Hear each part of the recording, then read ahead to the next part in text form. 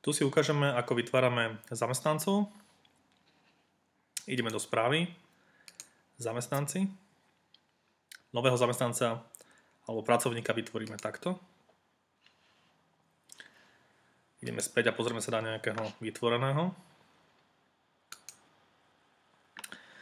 Máme tu e-mail, meno, priezvisko, telefónnu adresu plus moduly, na ktorý je daný pracovník oprávnený s nimi pracovať.